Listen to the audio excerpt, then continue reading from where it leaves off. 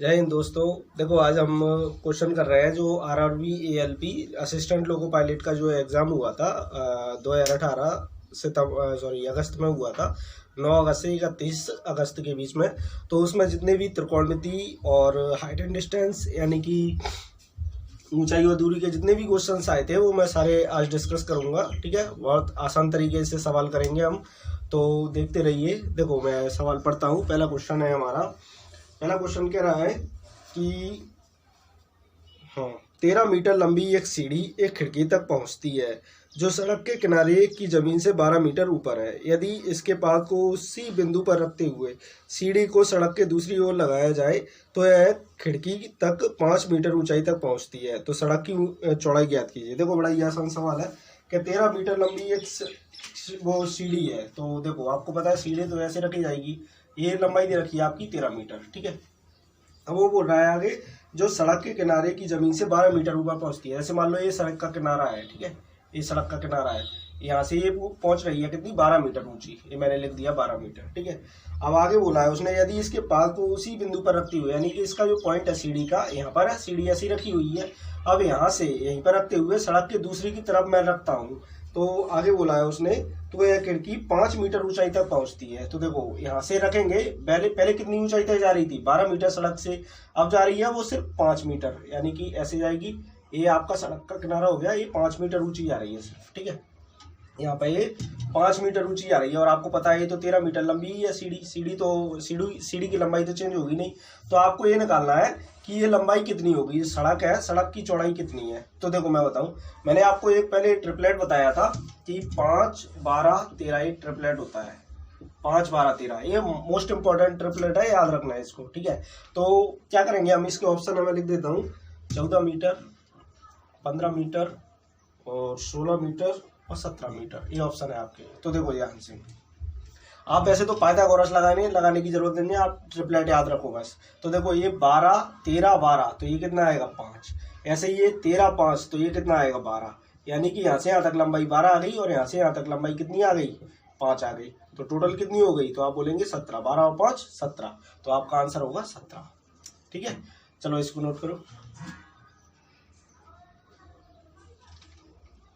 ठीक है भाई, हो गया। चलो देखो अगला क्वेश्चन करते हैं। देखो भाई अगला क्वेश्चन कह रहा है आपसे, क्या एक सवाल है, मैं लिख देता हूँ यहाँ पे कि cot 4 theta plus cot square theta बराबर दे रखा है आपके पास 3। तो आपसे पूछ रहा है वो cosec 4 theta minus cosec square theta बराबर कितना होगा, आपसे ये पूछ रहा है। ठीक है ना, और इसके ऑप्शन दे रखे हैं 2, 0, 1, 3। तो देखो बड़ा ही आसान है, कुछ नहीं करना आपको। यहाँ से मैं ये तो लिखना ही है, चलो यहाँ पे लिख देता हूँ मैं। ये देखो यहाँ से हम क्या करेंगे, कॉट स्क्वायर थीटा कॉमन ले लेते हैं, कॉट स्क्वायर थीटा। तो आप बोलेंगे यहाँ से बचेगा कॉट स्क्वायर थीटा और यहाँ से बचेगा 1 बराबर 3। ठीक है, अब देखो कॉट स्क्वायर थीटा को हम क्या लिख सकते हैं, तो आप बोलेंगे कोसेक स्क्वायर थीटा -1 लिख सकते हैं। ठीक है, और 1 प्लस कॉट स्क्वायर थीटा क्या होता है, कोसेक स्क्वायर थीटा बराबर 3। अब इसका इसमें गुणा करेंगे तो आप बोलेंगे कोसेक स्क्वायर थीटा का कोसेक स्क्वायर थीटा में, तो कोसेक दिख रहा है यहाँ पे। ठीक है, कोसेक की पावर 4 थीटा और माइनस इस कोसेक स्क्वायर थीटा का 1 में करेंगे तो कोसेक स्क्वायर थीटा बराबर कितना होगा 3। और यही पूछा था देखो हमसे, कोसेक की power 4 theta minus cosec square theta कितना आएगा, तो आपका आंसर होगा 3 इसका उत्तर होगा। ठीक है, आंसर चलो नोट करो इसे। ठीक है भाई, हो गया। देखो इसमें क्या है, हम ये आइडेंटिटी होती है कुछ, मैं बता देता हूँ यहाँ पे। वैसे तो आपको पता ही होगी, sine square theta plus cos square theta बराबर होता है हमारा 1। ठीक है, कॉस स्क्वायर थीटा बराबर 1। ऐसे ही हमारा होता है sec square theta minus tan square theta बराबर होता है 1। ऐसे ही हमारा cosec square theta minus cot square theta बराबर होता है 1। तो ये 3 आइडेंटिटी है, इसी से निकल के आया है। ठीक है ना, वैसे तो पढ़ा है आपने 10th में, अगर नहीं पढ़ा है तो देख लेना, इन्हीं से निकल के आई है। तो देखो 1 प्लस कॉट स्क्वायर थीटा, इस कॉट स्क्वायर थीटा को इधर ले जाएंगे तो क्या बचेगा, कोसेक स्क्वायर थीटा, तो मैंने इसकी जगह पर कोसेक स्क्वायर थीटा लिख दिया। अब कॉट स्क्वायर थीटा को इधर ले आए, 1 को इधर आ गए तो कोसेक स्क्वायर थीटा -1 हो जाएगा, तो कॉट स्क्वायर थीटा की जगह पर मैंने कोसेक स्क्वायर थीटा -1 रख दिया, तो बस आ गया। ठीक है ना, चलो अगला सवाल पढ़ते हैं, लिख लेना है।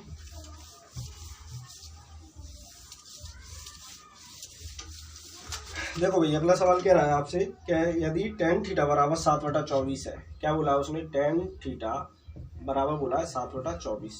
तो आपसे पूछ रहा है कि पी का मान क्या होगा यदि tan theta minus sec theta upon sine theta बराबर -p/28, ये दे रखा है आपके पास। ठीक है, तो देखो यहाँ पे आपको पता होना चाहिए कि जो टेन थीटा होता है हमारा, टेन थीटा बराबर क्या होता है, लंब बटे क्या होता है, आधार। ये आपको पता होना चाहिए। ठीक है, तो यहाँ से आपको ये पता चला कि ये लंब है यानी कि परपेंडिकुलर है, और ये आपका आधार है यानी कि बेस है। ठीक है, तो आपको पता है मैंने एक ट्रिपलेट बताया था 7, 24, 25। 7, 24, 25 एक ट्रिपलेट होता है, यानी कि लंब और आधार आपका 7, 24 दे रखा है, तो यानी कि कर्ण क्या होगा, ये मैंने ये कर्ण बना दिया। ठीक है, तो इसमें क्या है, 7 हमारा लंब है और 24 हमारा आधार है, तो ये पाइथागोरस ट्रिपलेट से कितना आ जाएगा, 25। तो हमें पता चल गया इस ट्रायंगल में हमारा 25 क्या होगा, कर्ण। अब देखो कुछ नहीं करना है, यहाँ पर जो पूछ रहा है वो रख दो। देखो ये टेन थीटा बराबर तो दे ही रखा है हमारे पास 7/24 रख दिया मैंने माइनस। ठीक है, अब ये सेक थीटा बराबर क्या होता है, तो आप बोलेंगे पहले कॉस का उल्टा होता है सेक थीटा। कॉस थीटा बराबर क्या होता है, आधार बटे कर्ण, तो उसका क्या हो जाएगा, कर्ण बटे आधार। अब कर्ण कितना है, 25, और आधार कितना है, 24, तो 25/24 हो जाएगा। ठीक है, अब साइन थीटा क्या होता है, लंब बटे कर्ण, तो ये कितना हो जाएगा, 7/25 बराबर। अब ये दे रखा है आपका -p/28, दिख रहा है ना यहाँ तक। ठीक है, -p/28। अब इसको सॉल्व करते हैं भाई, 24 एलसीएम लेंगे, मैं यहाँ पे सॉल्व कर रहा हूँ इसको।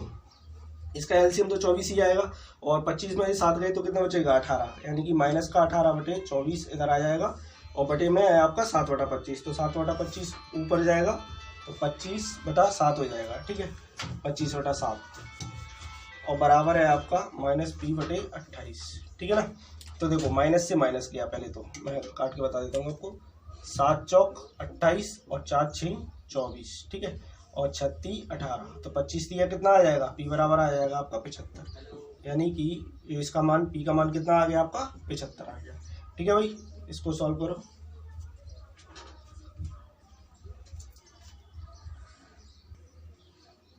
ठीक है भाई, हो गया। चलो इसको मैं बता देता हूँ, समझ लेना अच्छे से। अगर एक बार में समझ में नहीं आए तो आप 1-2 बार देख लेना, क्योंकि तरीके यही होते हैं, कुछ और करना नहीं है। आपको ये पता होना चाहिए डायरेक्ट, ऐसा नहीं कि आप पाइथागोरस से मतलब ये निकालने में लगे हुए 7 24 फिर इसका पाइथागोरस लगा रहे हो, फिर 25 निकाल रहे हो, ऐसा नहीं करना। आपको डायरेक्ट याद होना चाहिए, जो मैं बता रहा हूँ उतना ट्रिपलेट आप याद कर लो अच्छे से। ठीक है ना, ऐसे ही सवाल करेंगे। देखो भाई अगला सवाल क्या कह रहा है,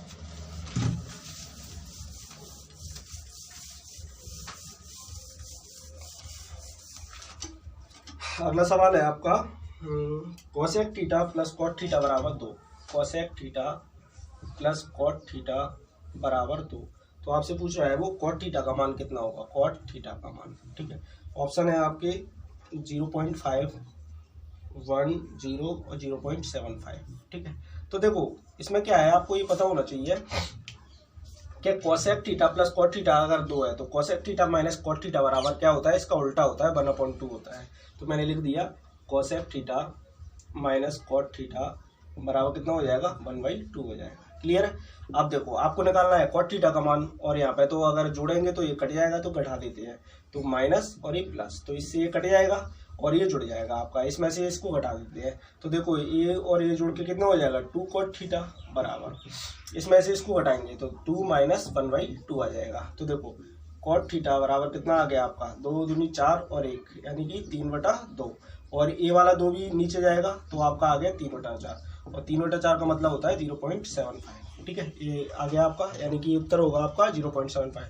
अब देखो ये आता कैसे है, ये मैं बताता हूँ कि कोसेक थीटा, आप सोच रहे होंगे ये कैसे आता है। तो देखो मैंने अभी बताया था आपका एक फॉर्मूला, यहाँ पे cosec square theta minus cot square theta बराबर होता है 1। अब आप मुझे एक बात बताओ, क्या इसको हम क्या लिख सकते हैं, ए स्क्वायर माइनस बी स्क्वायर है, तो इसको एक बार ए प्लस बी और एक बार ए माइनस बी लिख सकते हैं, यानी कि cosec theta plus cot theta और cosec theta minus cot theta बराबर क्या हो जाएगा, 1। अब आप मुझे बताओ, अगर मुझे इसका मान निकालना है तो ये वाली संख्या कहाँ चली जाएगी, अपन में चली जाएगी कि नहीं चली जाएगी। तो बस कुछ नहीं है कि ये वाली संख्या ये उल्टा हो जाता है, ठीक है। Cosec theta minus cot theta बराबर होता है 1/कोसेक थीटा प्लस कॉट थीटा, तो ये बटे में चला जाएगा इसका मान, ठीक है। इसलिए ये 1/2 आ जाता है। क्लियर है ये बात? कुछ नहीं किया मैंने कि direct cosec theta minus cot theta बराबर 1/2 रख दिया है, इसको जोड़ दिया है। लोपन वगैरह लगानी तो सभी को आती है होंगी, ठीक है। तो आपका आंसर आ गया 0.75, ठीक है ना। चलो नोट करो इसे, ठीक है भाई, हो गया नोट। देखो चलो अगला सवाल पढ़ते हैं।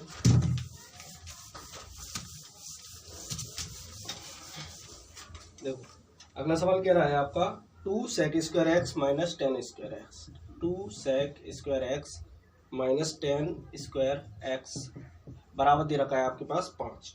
और तो x का मान निकालने के लिए वो बोल रहा है कि कितने डिग्री का कोण होगा। आपके जो कोण है ना वो 0 से और 90 डिग्री के बीच में है, यानी कि 90 के बराबर हो सकता है और 0 के डिग्री भी बराबर हो सकता है।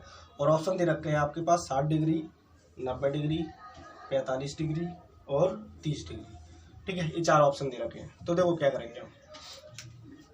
अब मुझे एक बात बताओ, मैंने अभी ये थोड़ी देर पहले ये आइडेंटिटी बताई थी, sec square theta minus 10 square theta बराबर क्या होता है 1। तो कुछ नहीं करना, देखो ये 2 sec स्क्वायर थीटा लिखा हुआ है, इसको मैं sec square x plus sec square x 2 बार लिख सकता हूँ ऐसे, और माइनस 10 स्क्वायर एक्स बराबर है हमारा 5। अब आपको पता है ए वाली वैल्यू देखो, sec स्क्वायर माइनस 10 स्क्वायर कितना होता है 1, ये तो पूरा क्या हो जाएगा 1। अब 1 उधर जाके घटे जाएगा, तो 5 में से 1 गया तो कितना बचेगा 4, यानी कि sec स्क्वायर एक्स बराबर हमारा कितना आ गया 4। अगर मैं स्क्वायर रूट लूंगा तो sec एक्स बराबर आपका आ जाएगा कितना 2, इधर से स्क्वायर हटाएंगे उधर लग जाएगा, तो sec थीटा बराबर 2। और sec थीटा sec में 2 का मान होता है 60 डिग्री का, ठीक है। क्योंकि कॉस में होता है ना 1/cos होता है ना, cos 60 कितना होता है आपको पता है 1/2 होता है। अगर इसका उल्टा करेंगे तो ये भी उल्टा हो जाएगा, तो कितना आ जाएगा sec 60 बराबर 2। तो आपको पता है ये 60 डिग्री इसका उत्तर आ जाएगा। बड़े आसान तरीके से ऐसे ही करेंगे भाई। किताबों के चक्कर में बिल्कुल मतलब पढ़ना, क्योंकि किताब में जो सॉल्यूशन दिए रहते हैं बहुत लेंथी दिए रहते हैं, कोई मतलब नहीं है। आप इनको कर लोगे ना तो किताब में करने की ज़रूरत ही नहीं पड़ेगी, ठीक है ना। सारे सवाल करवाऊंगा मैं जितने भी मतलब इसमें जो ALP असिस्टेंट लोको पायलट परीक्षा में जितने भी पूछे गए हैं। आज हम पढ़ रहे हैं ट्रिगोनोमेट्री और हाइट एंड डिस्टेंस, ठीक है। और कल जैसे मेंसुरेशन के क्षेत्रमिति के सवाल करेंगे, आयत त्रिभुज वगैरह के जो सवाल होंगे। फिर उसके अगले टाइम एंड वर्क के, time speed and distance, profit loss, percentage, जितने भी सवाल आए हुए हैं, सिंप्लीफिकेशन, सारे सवाल हम ऐसे ही सारे इकट्ठे कर करके करेंगे, ठीक है ना। चलो इसको नोट करो जल्दी से, ठीक है भाई, हो गया। चलो अगला सवाल पढ़ते हैं।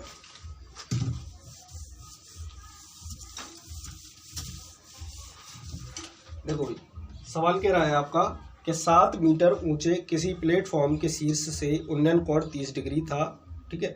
यदि टावर से प्लेटफॉर्म की दूरी 50√3 मीटर हो तो टावर कितनी लंबी थी, ये बताना है आपको। जैसे 7 मीटर ऊंचा कोई प्लेटफॉर्म है, देखो मैं यहाँ पे बताता हूँ। ये मान लो ये प्लेटफॉर्म बना हुआ है आपका 7 मीटर ऊंचा, कितना 7 मीटर ऊंचा, ठीक है। यहाँ से एक टावर है, टावर ऐसे ही लगा हुआ है, इसका जो उन्नयन कोण है वो दे रखा है 30 डिग्री। कितना दे रखा है 30 डिग्री, ठीक है। यदि टावर से प्लेटफॉर्म की दूरी 50√3 है, यानी कि टावर जो है टावर है उसके प्लेटफॉर्म की दूरी कितनी है 50√3 है। तो मैंने बना लिया यहाँ पे ये लंबाई हो गई आपकी 50√3, ठीक है 50√3। जब ये 50√3 है तो ये भी 50√3 हो गई, ये 50√3 हो गई आपकी ये लंबाई, ठीक है। तो ये आपसे पूछ रहा है कि टावर कितना लंबा था, टावर की लंबाई बताना है आपको कि टावर यहाँ से लेके और यहाँ तक कितनी लंबाई थी। तो देखो सेकंड में आ जाएगा आपको। इससे पहले ना मैं एक कंसेप्ट बताता हूँ, उसको बड़े ध्यान से समझना, ठीक है। वो समझ में आ गया तो पूरे हाइट एंड डिस्टेंस आपको सेकंड में सवाल होंगे, कुछ है ही नहीं है सवालों में, ठीक है ना। देखो जैसे एक त्रिभुज है, समकोण त्रिभुज, यहाँ पे दिख रहा है ना, समकोण त्रिभुज है, राइट एंगल ट्राइंगल। तो आपको ये याद रखना है कि अगर ये वाला एंगल आपका 30 डिग्री है, कितना 30 डिग्री है, ये तो 90 रहता ही है समकोण त्रिभुज में। अगर ये 30 डिग्री है तो वो भी इसलिए कितना होगा 60 डिग्री होगा। तो 30 के सामने आपका 1 यूनिट होता है और 60 के सामने होता है √3 यूनिट और 90 के सामने होता है 2 यूनिट। ये आपको याद रखना है बस, ठीक है। जैसे कि ये 30 है, 30 के सामने कितना होगा 1 यूनिट, 60 के सामने √3 यूनिट और जो 90 होता है उसके सामने 2 यूनिट होता है, ठीक है ना। ये पाइथागोरस से निकल के आता है। या फिर आपके पास डायग्राम ऐसे बना हुआ है इस तरह से, ठीक है। यहाँ पे आपका 60 डिग्री कोण दे रखा है, ये 90 है, तो ऑब्वियसली ये कितना होगा 30। ठीक है, तो मैंने अभी बताया 60 के सामने कितना होता है √3, तो ये कितना हो जाएगा √3। 30 के सामने कितना होता है 1, 30 के सामने 1, तो ये 1 हो जाएगा। और ये 90 के सामने तो कितना होता है 2। ठीक है, अगर ऐसा है तो ये कोणों के हिसाब से। ठीक है, अगर ये कोण रहता है इसमें इस तरह से डायग्राम बना हुआ है। ठीक है, इस तरह से अगर ये आपका 45 डिग्री है, ये भी 45 डिग्री है, दोनों 45 दे रखे हैं, ये 90 डिग्री है, तो ये 1 यूनिट होता है, ये भी 1 यूनिट होता है। मतलब अगर दोनों 45 डिग्री के कोण होंगे तो ये मतलब इसका लंब और आधार दोनों आपस में क्या होंगे, बराबर होंगे। जब A1 है तो ये कितना होता है आपका √2 होता है, ये आपको याद रखना है। ठीक है ना, 1 और ये कितना होता है आपका √2 होता है। ठीक है, तो ये तो इसी से देखो कैसे करेंगे अब हम सवाल को। मैंने अभी बताया कि ये 30 डिग्री है, ये तो 90 डिग्री हो गई, ये 90 डिग्री होगा, ये 30 है तो ये कितना होगा 60। तो आपने देखा 60 के सामने कितना है 50 √3। मैंने बताया था कि 60 के सामने होता क्या है √3 यूनिट होता है, और 60 के सामने दे रखा है 50 √3, यानी कि आपकी √3 की वैल्यू कितनी दे रखी है 50 √3। और अभी बताया मैंने 30 के सामने फिर कितना होता है 1, यानी कि यहाँ से यहाँ तक की जो लंबाई होगी वो कितनी होगी 1 यूनिट होगी। जब √3 की वैल्यू 50 √3 है तो √3 से √3 कट गया, तो एक की वैल्यू कितनी होगी 50 होगी, यानी कि यहाँ से लेके यहाँ तक 50 आ गई। और 7 मीटर का प्लेटफॉर्म, तो 50 और 7 कितने हो गए 57 मीटर। इसका आंसर होगा 57 मीटर। खत्म।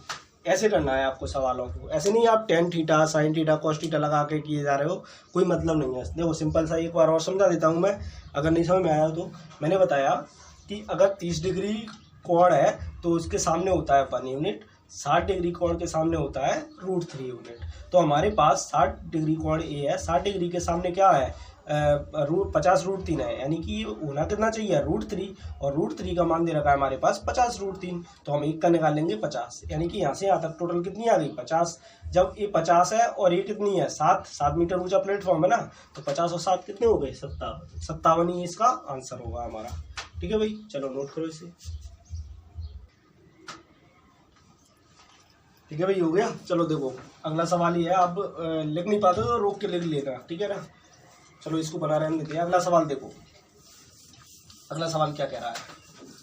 अगला सवाल है आपका हाइट एंड डिस्टेंस का 5 मीटर ऊंचे किसी प्लेटफॉर्म से किसी टावर का उन्नयन कोण 30 डिग्री है। देखो सेम क्वेश्चन है, उसमें 7 मीटर ऊंचा प्लेटफॉर्म था, इसमें 5 मीटर, तो मैंने बना दिया 5 मीटर ऊंचा प्लेटफॉर्म है।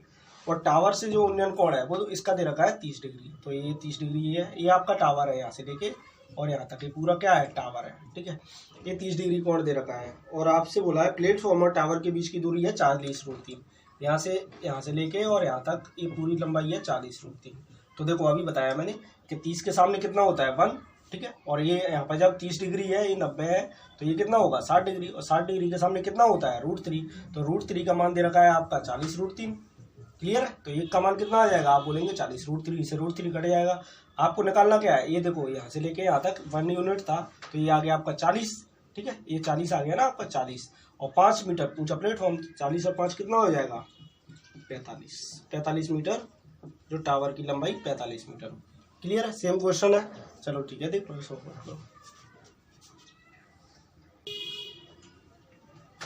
ठीक है भाई, हो गया। चलो देखो अगर समझ में नहीं आया ना एक बार में, तो आप 2-3 बार देखो, लेकिन तरीके ही लगाना है। अगर आप tan थीटा वगैरह लगाने के चक्कर में लगे रहे ना, तो फिर सवाल नहीं होना है आपसे, ठीक है ना, बहुत टाइम लगता है उसमें। ये सवाल देखो ये आया कैसे, ये आप बोल रहे होंगे ये √3 कैसे, तो मैं बता देता हूँ कि आपको पता है tan थीटा बराबर क्या होता है 1/√3। tan 30 की वैल्यू कितनी होती है 1/√3, और आपको पता है ये होता है लंब और ये होता है आधार। तो बस कुछ नहीं किया मैंने, 30 के सामने ये लंब और ये आधार। आपको पता है tan 60 का मान कितना होता है, तो tan 60 का मान होता है √3 बटे में 1 लगा सकते हैं, कोई दिक्कत नहीं है। लंब और ये आधार, तो अगर 60 डिग्री होगा तो लंब √3 होगा और आधार कितना होगा 1, बस इसी से आया है। तो tan थीटा ये 60-30 रखने के चक्कर में, इसलिए हमने ये जल्द शॉर्ट में करने के लिए ये तरीका निकाला है, ठीक है ना, तो इसको समझ लेना। चलो देखो अगला सवाल समझते हैं।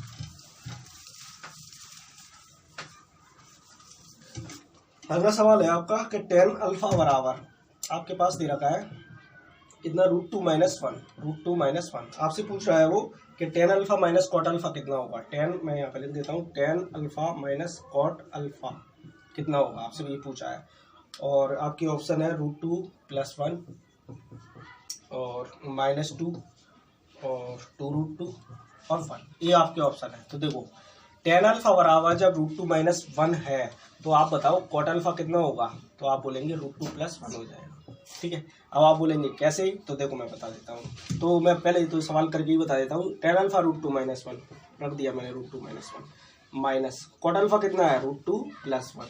ठीक है, तो बराबर √2 - 1 माइनस इसमें गुणा करेंगे तो √2 और माइनस का 1 में करेंगे तो -1। अब आप देख रहे हैं √2 से √2 कट गया तो आपका आ गया -1 और -1 कितना हो गया -2। ये आपका आंसर आ गया, -2 उत्तर आ गया।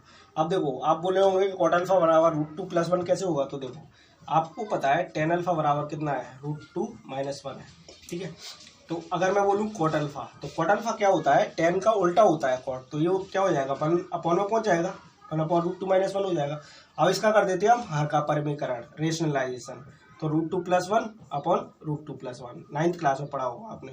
तो √2 + 1 तो ये ऐसा ही होगा, और ये a+b ये -b इसका करेंगे ना तो ये 1 आ जाएगा। ठीक है, मतलब √2 का स्क्वायर 2 और 1 का स्क्वायर 1, तो 2 में से 1 जाएगा तो कितना बचेगा 1, तो 1 से इसमें भाग लगाएंगे तो √2 + 1 ही आ जाएगा। तो डायरेक्ट मैंने लिख दिया कि जब tan अल्फा बराबर √2 - 1 है तो cot अल्फा बराबर हो जाएगा √2 + 1, बस इसमें मान रख देंगे, तुरंत आंसर आ जाएगा आपका, -2 उत्तर आएगा। ठीक है, इसका चलो नोट करो। ठीक है भाई, हो गया। देखो ये मैं डालता हूँ,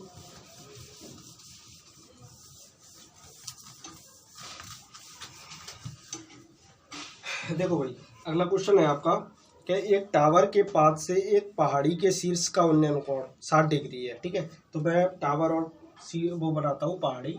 मान लो ये टावर है आपका, ठीक है, ये टावर है और ये रही आपकी पहाड़ी। ठीक है, तो वो क्या बोल रहा है, टावर के पाद से पहाड़ी के शीर्ष का उन्नयन कोण 60 डिग्री है, यानी कि ये कोण दे रखा है उसने 60 डिग्री। कितना दे रखा है 60 डिग्री। टावर, ये टावर है और ये पहाड़ी है। ठीक है, टावर के नीचे बिंदु से और पहाड़ी के जो शीर्ष बिंदु है उसका कोण दे दिया है उसने, कितना आपको 60 डिग्री। ठीक है, आगे बोला है और टावर के शीर्ष से पहाड़ी के पाद का अवनमन कोण, देखो टावर के शीर्ष से पहाड़ी के पाद का अवनमन कोण ये दे रखा है आपको कितना 30 डिग्री। ठीक है, कितना ये अवनमन कोण है 30 डिग्री ये दे रखा है आपके पास। और अब उसने बोला है आपसे कि टावर की ऊंचाई कितनी है 50 मीटर, यानी कि ये ऊंचाई दे रखी है आपकी 50 मीटर।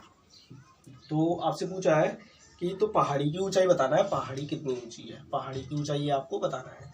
मैंने मान ली h मीटर ऊंची है। ठीक है, तो देखो इसमें क्या करेंगे हम, अगर मैं इस त्रिभुज को देखता हूँ, इस त्रिभुज को, ठीक है, इस त्रिभुज को, तो आप मुझे बताओ कि ये इस त्रिभुज को, इस छोटा ये दिख रहा है ना ये वाला त्रिभुज, तो इसमें ये √3 ये 30 डिग्री है। तो मैंने बताया 30 डिग्री के सामने क्या होता है 1 यूनिट होती है, और यहाँ पे 60 डिग्री होगा आपका, यहाँ पे कितना होगा 60 डिग्री। तो 60 डिग्री के सामने क्या होगा √3 यूनिट होगी, तो आप बोलेंगे ये होगा हमारा √3 यूनिट।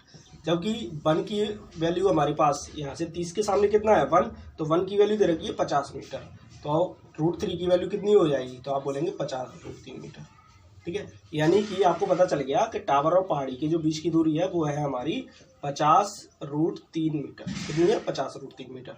लेकिन हमसे ये दूरी तो पूछी नहीं है, हमसे पूछी है पहाड़ी की ऊंचाई कितनी है। तो देखो अब बात करते हैं इस वाले त्रिभुज की, ये त्रिभुज दिख रहा है आपको, इस वाले त्रिभुज की। ठीक है, इसमें ये 60 डिग्री है, तो इधर कितना होगा आपको पता है 30 डिग्री होगा, क्योंकि ये तो पूरा 90 है, ये 30 डिग्री है। तो 30 डिग्री के सामने 1 यूनिट होता है, तो 60 डिग्री के सामने क्या होता है √3 यूनिट। ठीक है, 30 डिग्री के सामने 1 यूनिट, और 1 की वैल्यू दे रखी है, देखो मैं यहाँ पे लिख देता हूँ। अब 1 की वैल्यू कितनी दे रखी है आपके पास 50√3 मीटर। ठीक है, तो 60 डिग्री के सामने क्या होगा √3, तो √3 की वैल्यू कितनी हो जाएगी 50√3 और गुणा में √3, तो 50 गुणा में √3 से √3 का गुणा करेंगे तो कितना होगा 3, यानी कि 150 मीटर। यानी कि पहाड़ी की ऊंचाई आपकी कितनी हो जाएगी 150 मीटर। देखो वैसे तो मैंने समझा दिया अच्छे से, एक बार और देख लेना 1-2 बार तो और अच्छे से समझ में आ जाएगा आपको। ठीक है ना, पहले इस वाले त्रिभुज में, ये वाले छोटे वाले त्रिभुज में मैंने पाया वो लगाया ये 1√3, ठीक है 30-60 से, फिर इस बड़े वाले त्रिभुज पर लगाया, इससे हमारा ये आंसर आ गया। ठीक है ना, चलो इसको नोट करो जल्दी से। ठीक है भाई, हो गया। चलो देखो ये समझ में आ गया ना, ये कैसे किया है मैंने, कर लेना 2-3 बार देख लेना, समझ में आ जाएगा। तरीके यही लगाना, नहीं आप टेन वगैरह के चक्कर में मत पड़ना बिल्कुल भी। ठीक है, ये तरीके आ गए तो समझ लो हाइट एंड डिस्टेंस में कुछ है नहीं ऊंचाई और दूरी में। देखो भाई अगला क्वेश्चन देखो, बड़ा ही आसान क्वेश्चन है कि आपसे ये पूछ रहा है कि कौन सा पाइथागोरस त्रिक है। मैं कितने दिनों से पढ़ा रहा हूँ आपको कि पाइथागोरस ट्रिपलेट। देखो आपके पास ऑप्शन दे रखे हैं 8, 15, 17। दूसरा ऑप्शन है आपका 17, 21, 29। ठीक है, अगला है 7, 9, 11 और अगला है 2, 3, 5। तो देखो इनमें से ये पूछ रहा है कि पाइथागोरस त्रिक यानी कि पाइथागोरस ट्रिपलेट कौन सा है आपका। तो देखो ये होता है 8, 15, 17 ट्रिपलेट। कैसे निकालते हैं, कुछ निकलना, बड़ी संख्या का स्क्वायर कर दो और ये हमारा 8 स्क्वायर प्लस 15 स्क्वायर के बराबर होना चाहिए। ये पता है आपको 289 होता है, ये 64 प्लस ये 225।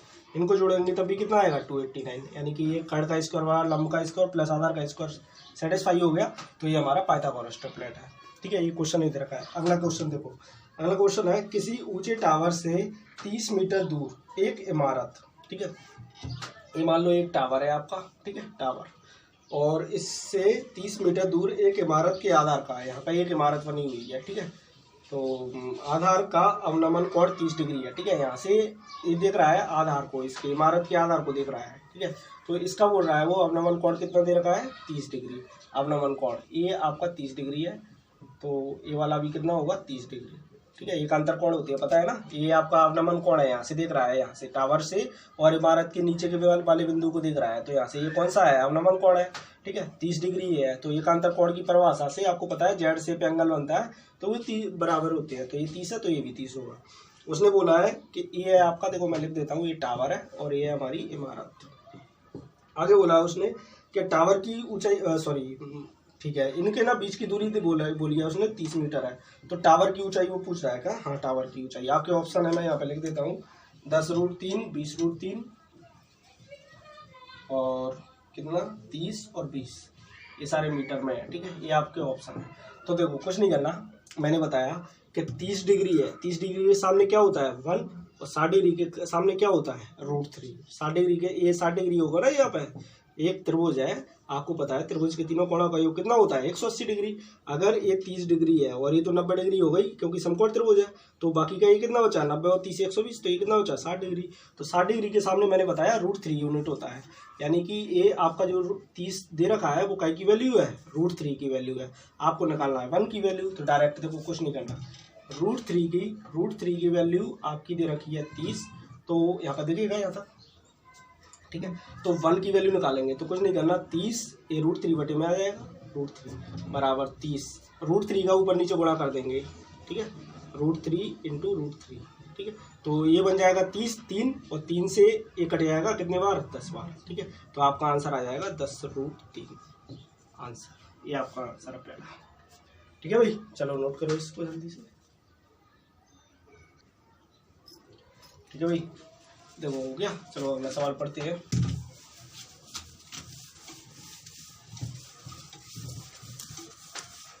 देखो भैया अगला सवाल क्या रहा है आपका,